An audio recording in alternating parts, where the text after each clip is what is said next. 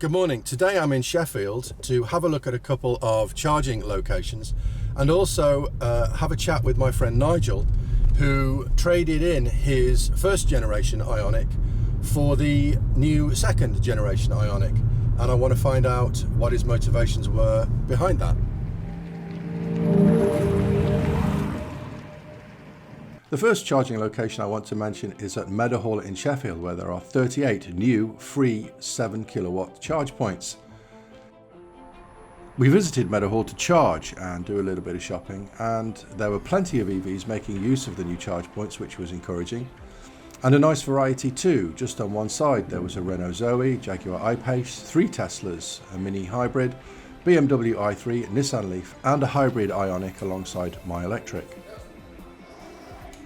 The second charging location I visited is the Greggs and Starbucks car park at Bayton near junction 31 of the M1.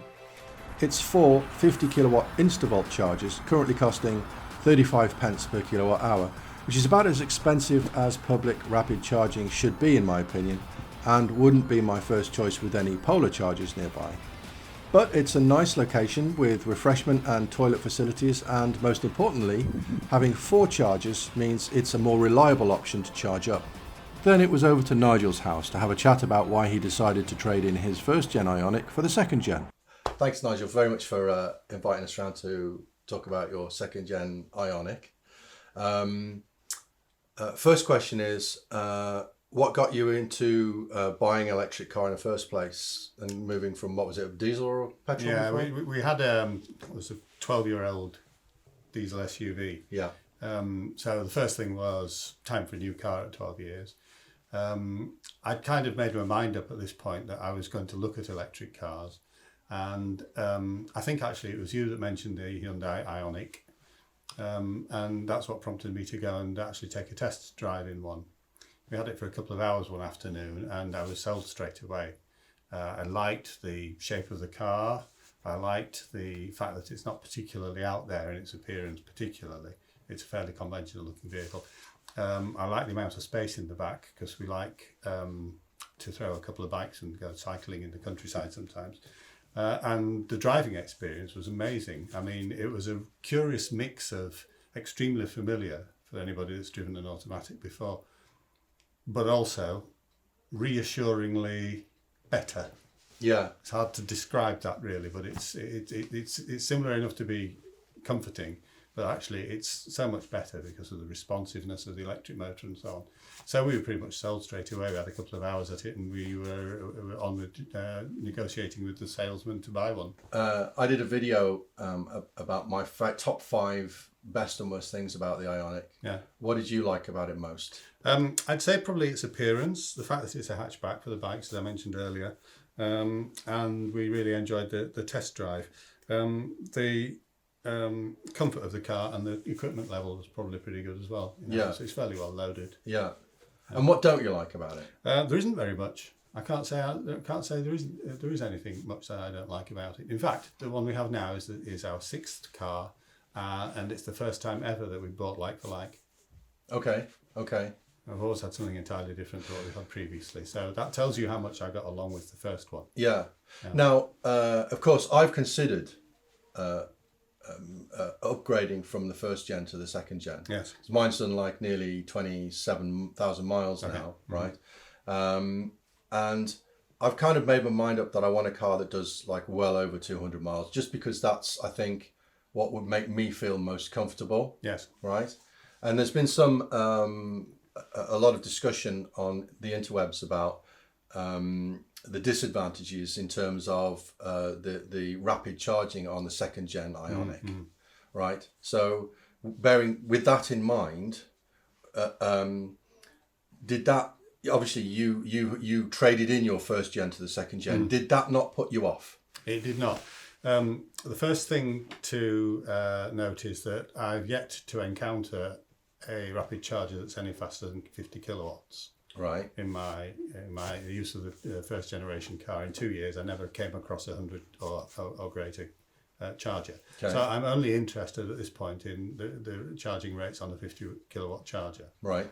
I did some comparisons using graphs on the internet, and discovered that whilst most of the charging curve is pretty much the same for both the cars, then yes, when my car gets to it's about 70 or 75% state of charge, it then tails off.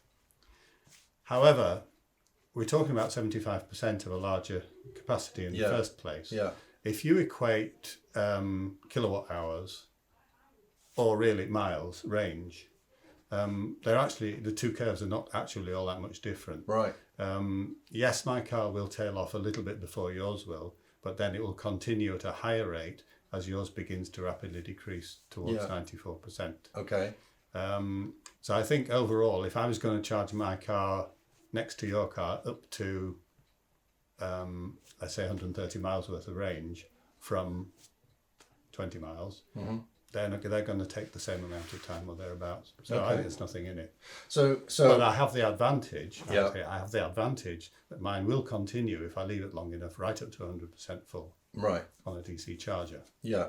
And that gives me 180 miles in the winter, probably more in the summer. Okay. There is the suggestion, and I have yet to prove this, that the new car is ever so slightly more economic than the old one. If that's the case, then actually the lower of the two lines, the slightly slower charging, if you were to equate that rather than rate of charge percent kilowatt hours battery, if you were to equate that to range, then actually you could raise that line ever so slightly. Yeah. And that would bring the two curves even closer. So your particular circumstances where you're the places that you drive on a regular basis and stuff, you never thought, actually I feel like I actually would prefer something that's got more than 200 miles range? No.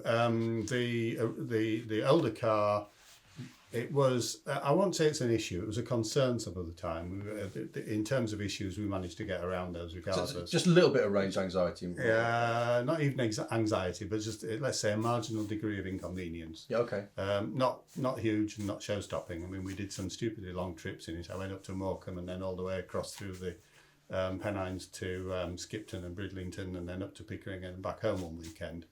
And, you know, it didn't cause an issue, but it did cause some thinking. Yeah. There are a couple of journeys that we do typically make where the older car would need to recharge on the way and this one would not. So I think the extra range is right at the level where it's going to make the biggest difference to us. Yeah. Yeah. Okay. And so you've had the new car for a couple of months. Yeah. And you're feeling really good about it, I guess? Yeah, definitely, yes. There are a few bells and whistles in there that are an advantage. Right. I mean, aside from the obvious one, which is there's notably bigger range, the one thing I do like about it especially is the remote control Blue Link thing, which is there's an app on that you can get on the mobile phone that controls the car. You can lock the car if you've forgotten to lock it, and it tells you if you've forgotten to lock it. Okay. You can find out what its range is, what the state, whether the charger that you plugged it into is still charging or whether it's given up, and then you know whether you need to go back to it and to move it, those sorts of things. Yeah. So it's extremely helpful. It's actually I could have done with that because when we travelled up to Sheffield on Friday and plugged it in at the Holiday Inn in Rotherham and walked away. I had no idea that it wasn't charging. Right. Whereas if I'd got the app, I could have just gone, well, where's it at? Oh, wait a minute. It's not. Yeah, nothing's happening. I need to do so I something. wasted like 15, 20 minutes thinking it was charging and it hadn't. Sure. I think I saw on one of your YouTube videos when you went to Sainsbury's in London. Yeah, that's the right. Same thing happened to you there. Yeah.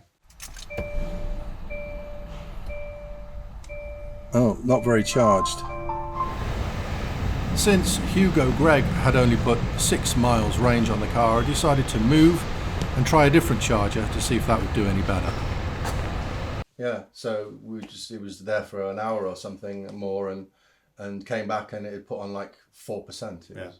Okay. It's got a upgraded infotainment system as well with a big screen on it, which has got multiple panes, so you could have your map as well as your state of charge and other things like that. Yeah. The screen in it seems like much higher res than the one in the first gen. It's altogether a better screen. Yeah. More of the lights are LEDs, and one of the things I do find helpful is it's got the high beam assist on it. So automatically dips. How good is that? Because very good, better than me. Really? Mm-hmm. Yeah. All right, that's really So interesting. I was really impressed with that. So, something else I noticed actually is looking at the video that I took with the drone is that from above I could see straight into the back of our car, whereas yours got the nice tinted. The privacy glass. Yeah. Yes, that's right. Yes, that's another little feature. I wouldn't have paid extra for it, but it happens to be there. So, yeah, it's quite nice. Yeah. There was one other thing that I do find, I suppose, interesting more than helpful, and that is that it actually tells you what rate it's charging at on the dash. Okay. So you can plug into an outlet, and if you think the outlet's not working right, you can actually check whether it's giving you your 7 kilowatts or your on the display, yeah, kilowatts on the dashboard, right next to the estimated time till full. Okay, yeah, that is interesting as well, because when I was on my way back from Gatwick the other week, I stopped at a car park, which is in a sort of country park car park, and it was an old charger, but using the Polar network. And I thought, seems to be charging really slowly. It seems going to take ages, and it had a readout of the amps and volts, Right. and so I could multiply one by the other to get the kilowatts. But it would have been, but not all the chargers show you that, do they? The Polar ones don't. No. So yes, that is another useful. Well, like you, I've been at a it would be a Polar 7 kilowatt outlet, and when it gave me the estimated time in the old car, I thought, this is not running at 7 kilowatts.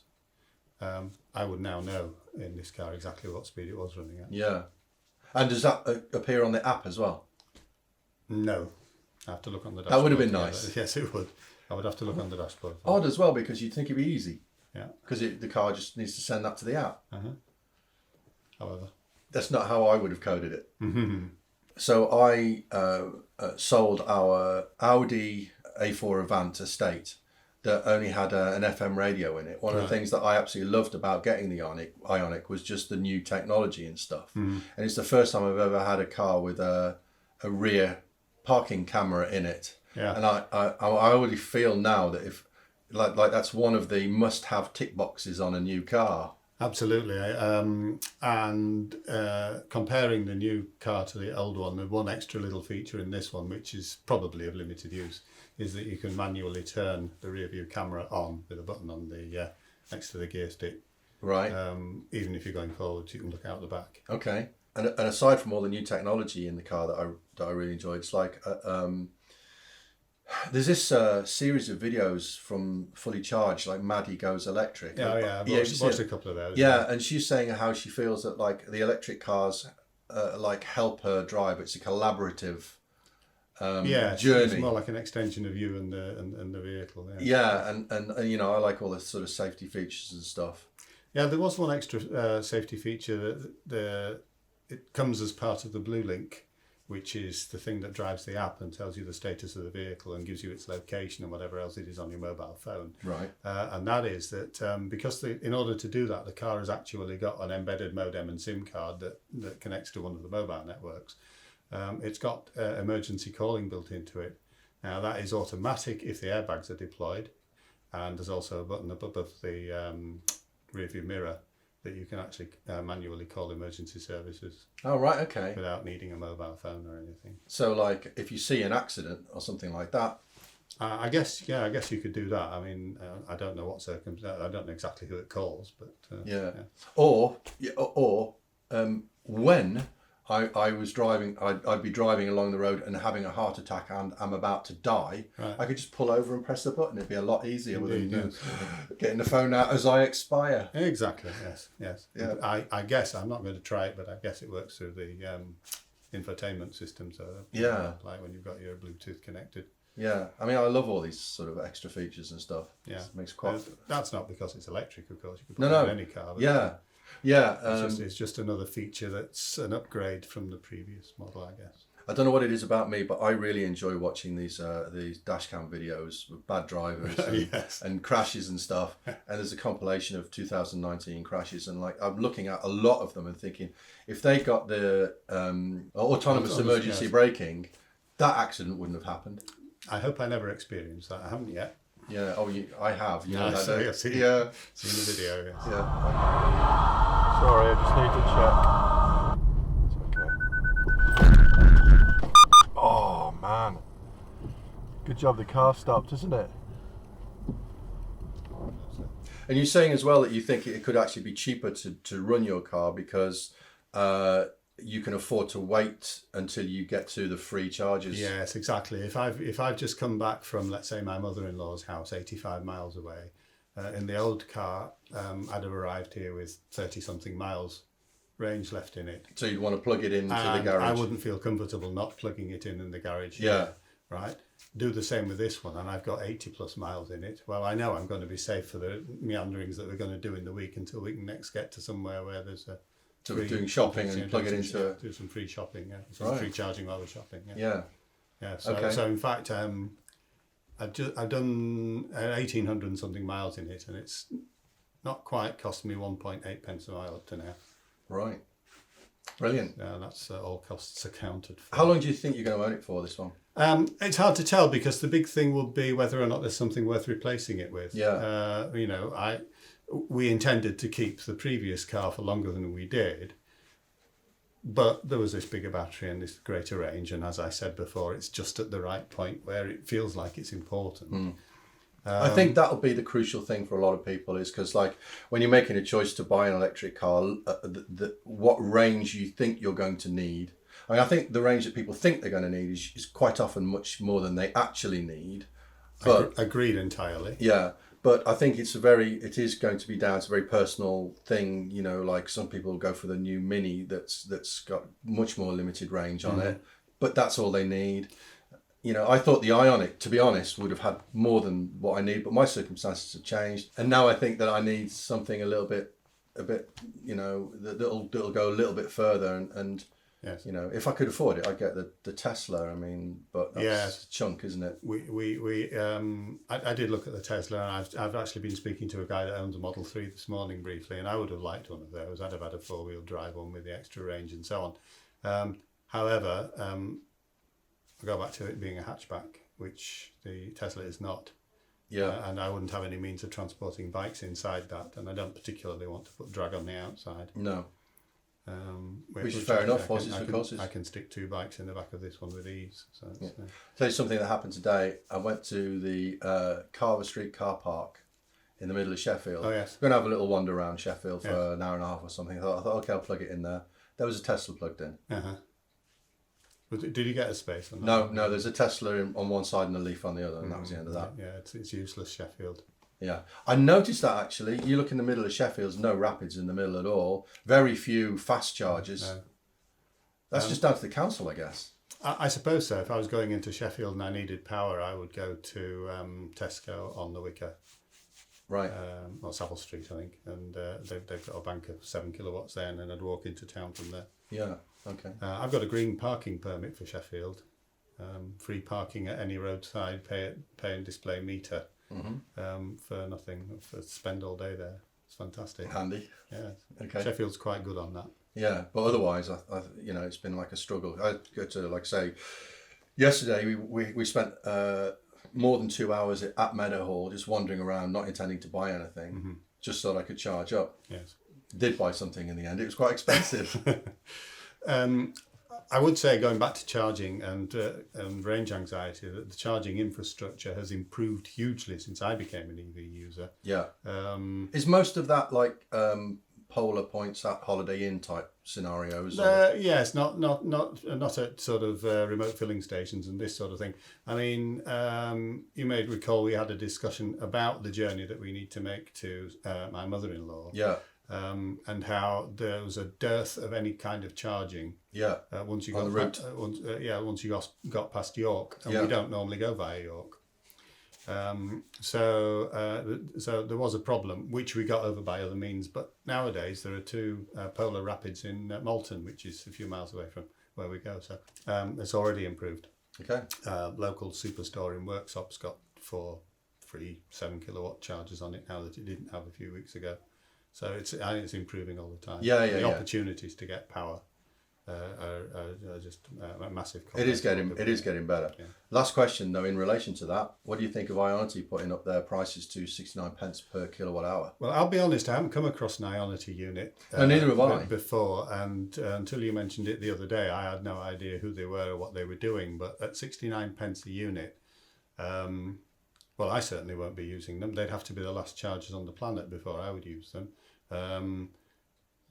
I think I calculated that compared to a 60 miles per gallon petrol engine, which is fairly typical for a smallish car nowadays, that's about 1.5 times the cost per mile for fuel. Yeah. That's ludicrous. Yeah.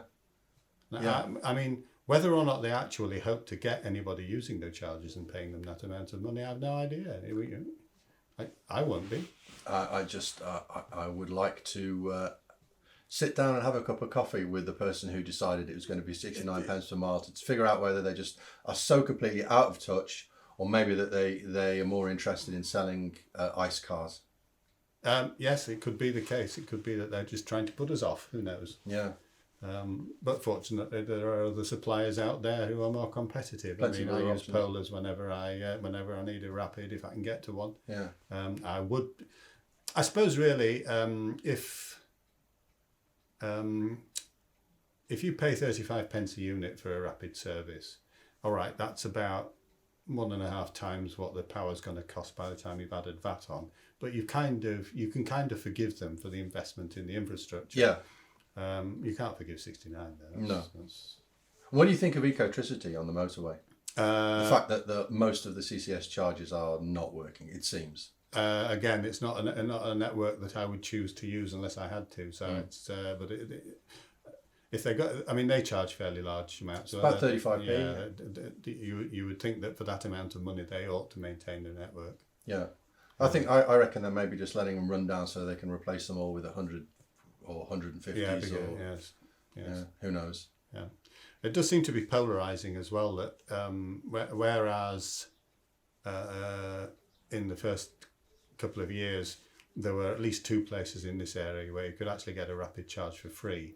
Those things have been allowed to disintegrate and to not be repaired. The technology centre technology park, and actually there was a similar unit at Meadowhall as well. Mm-hmm.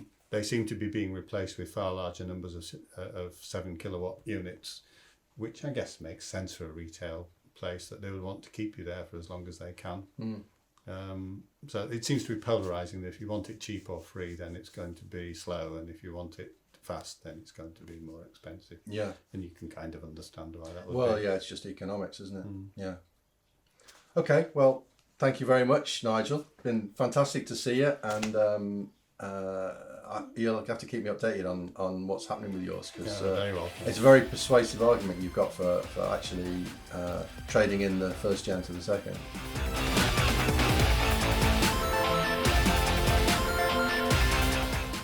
If you enjoyed this video, please click the like button and maybe even subscribe, and click the little bell to get a notification when I upload a new video. Thank you very much for watching.